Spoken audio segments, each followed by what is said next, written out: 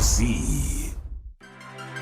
Welcome to Soulful, the show that examines how the food we grow and eat impacts the health of our bodies, minds, and planet.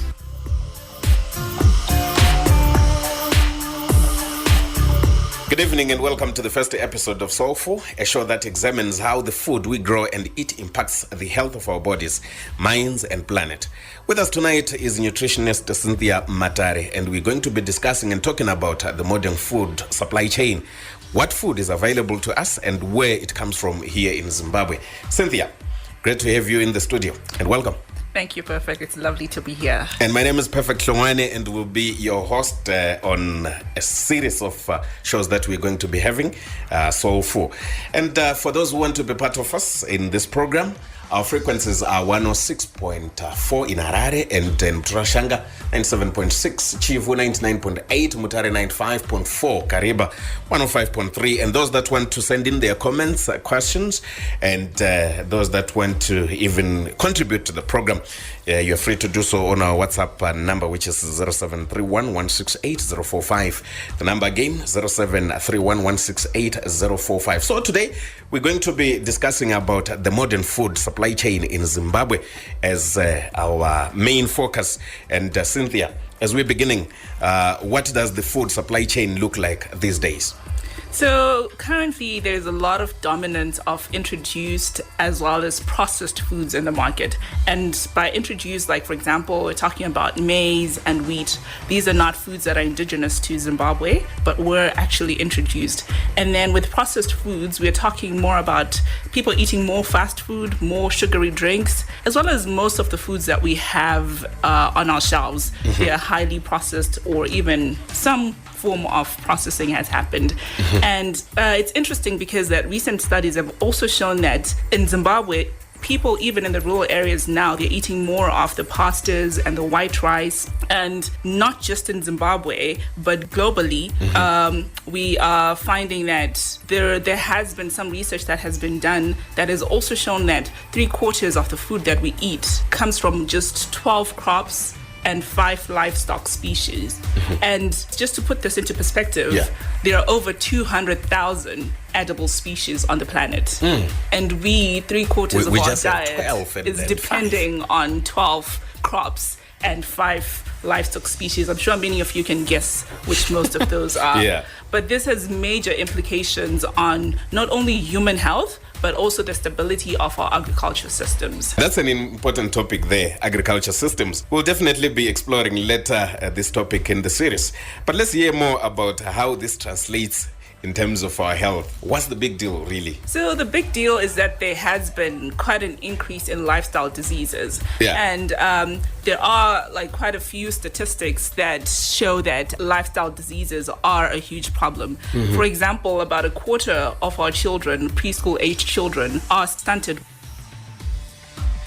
So I think the biggest issue is that we're dealing with the two extremes of malnutrition as mm-hmm. a country, where on one end of the spectrum we have undernutrition, and then also amongst our adults we have a situation where about 35% of adult women and 12% of men are either overweight or obese. Mm-hmm. So just think about it also in terms of about 31% of all deaths in Zimbabwe are contributable to lifestyle diseases. So this includes your diabetes and your hypertension.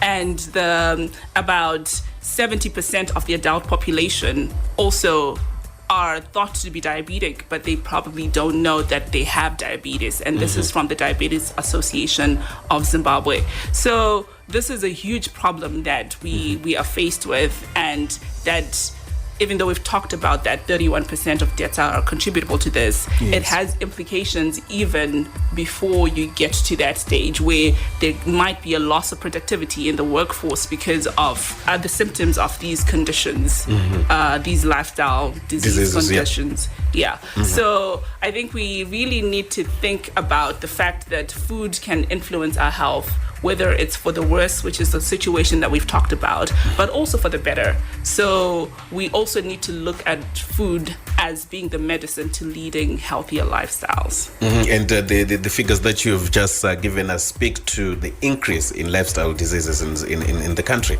Oh yes, most definitely. I think over the past decade or so, if not more, there has been very huge increases in the number of people who have these lifestyle conditions. And again, if you think about it, all of our viewers would agree that everybody that they know or they themselves know somebody who has either diabetes or hypertension. And I myself personally know a couple of people who are living with both diabetes and hypertension, which is even like a double burden of these lifestyle disease conditions. And speaking of extremes, it's clear that food can actually be poison and on the other hand be medicine. Definitely, yes. So people are having these lifestyles where they're eating more of these processed foods, but then on the other extreme also, we do have access to some foods that are healthier and that those foods can be medicine. Now, that makes a lot of sense. But what can people do in their everyday lives to change their health for the better? I know, Perfect, that's a very good question, because it can really be tough and also confusing to people, because there is a lack of practical support within our communities, and there's also a lack of dietitians who are people who are supposed to be teaching us or leading us and guiding us to eating healthier and leading healthier lifestyles. And even within our own social circles, there's a lot of confusing information that is often contradicting. And one person is telling you, no, you need to be on a low-fat diet, and then another person is telling you need to be on a high-fat diet. That's what's better for you. So the information that we have is quite confusing and contradicting. And I think like a good example of confusing is that I think everybody should be having in terms of energy, a total of about 2,500 kilocalories per day. But what does that translate to in terms of the food that is on your plate? Exactly. What does 2,000 calories look like? So it can be really quite confusing. And then I think in terms of practical tips on what people can do to make better food choices. Many people are often left feeling overwhelmed because, like we're saying, it's not easy to make these changes. But I think what people should think about is making small and simple changes, which will then lead to bigger changes. So for example, like I know quite a few people who are putting 4 teaspoons of sugar in their tea. So rather than going from 4 to 0, you can maybe reduce your sugar intake to 3 teaspoons of sugar in your cup of tea, and then continue to reduce that gradually and with time until you reach a point maybe you're only using 1 teaspoon of sugar or no sugar at all. And then I think another healthy goal is to make half of your plate vegetables. So rather than going from 0 vegetables or a tiny corner on your plate with vegetables, you can increase gradually the amount of vegetables and fruit that you have on your plate until you reach a point where half of your diet is actually coming from fresh fruit and vegetables. So it's really about simple steps and small steps that you can take to gradually improve your diet. And then also I think it's about balance and moderation. We have a lot of fad diets right now, like the point that we talked about in our social groups. I'm sure many people have had of different Banting diets, keto diets, and most of these fad diets are cutting out whole food groups. Like Banting is saying no carbohydrates at all. But then carbohydrates are important in the body. They contribute to something and are essential. So rather than cutting out an entire food group from your diet, it's about balance and moderation so that you can have a healthier plate. Cynthia, this speaks a lot to information. Do people have information? As a nutritionist yourself, do you think it's anything to do with our culture where we don't really consult nutritionists or dietitians to say what is it that I'm supposed to eat that is balanced? I would respond to that by saying it goes back to the point that we began with, where the market that we have, when you walk into a grocery store, what is available to you? And what is available is these highly processed foods. And then you're also looking at cost and time issues, where you're looking at what's cheap, what can I afford, and what's going to take the least amount of time for me to prepare, or if at all. Because you can just walk into a fast food chain and 5 minutes you have your prepared food and you're eating your meal. So I think there's a lot of there's a lot of considerations in terms of that, in that there's usually a cost, both financial and a time cost.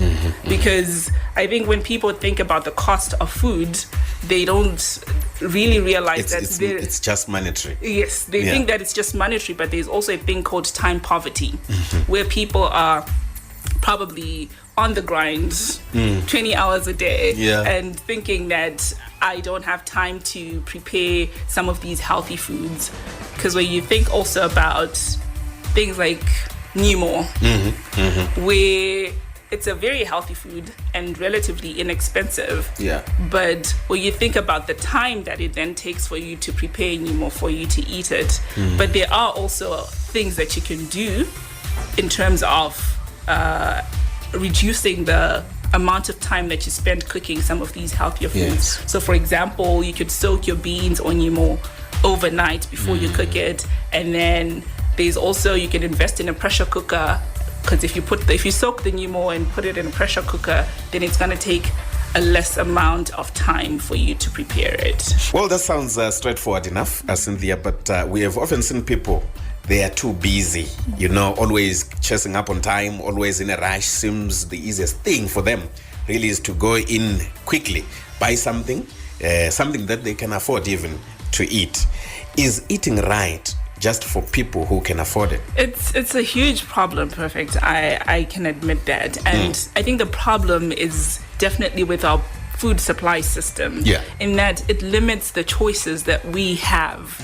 And like you're saying, that people really are busy. And if people are busy, what are they looking for? They're looking for convenience. And in addition to looking for convenience, you're also looking at the price of food. So you find that our food system is not built in a way that is accommodating to eating healthy while having convenience and also the food being affordable.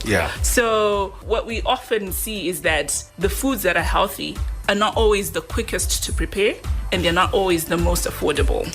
So I think that's where the problem comes there, where you'll find that people will shy away from healthy foods because those foods are not always economical and they're not easy to prepare. And so I think what we need really is maybe not an overhaul, but maybe an overhaul, but a change in the food system so that we have greater access in terms of convenience and price to healthier foods. So as long as consumers continue to demand foods that are unhealthy, food producers and food manufacturers as businesses will continue to cater to those palates that are demanding unhealthy foods. So I think there is an onus on us as consumers to demand healthier foods. And once that demand increases, then food manufacturers have a responsibility and also an opportunity to be able to provide more options to the consumer so that they can pick for themselves the healthier options and maybe once in a while spoil yourself with something sweet. All right, let me take this opportunity to say thank you so much to Cynthia Matare, our nutritionist who was with us on our program tonight. We're going to be continuing with a number of topics that deal with food, that deal with nutrition, diet on this program, so forth. And let me say we're going to take this discussion one step further next week, and we are going to be having Cynthia again in the studio and another guest, where we're going to be discussing how stress influences our diet. Send in your questions, your comments on the topic. 0731 168 045 is our WhatsApp number. My name is Perfect Hlongwane. Thank you so much, Cynthia, for being in the studio tonight. Thank you for having me, and looking forward to next week. That was Soulful. Meet us next week as we discuss more on health, nutrition, and food.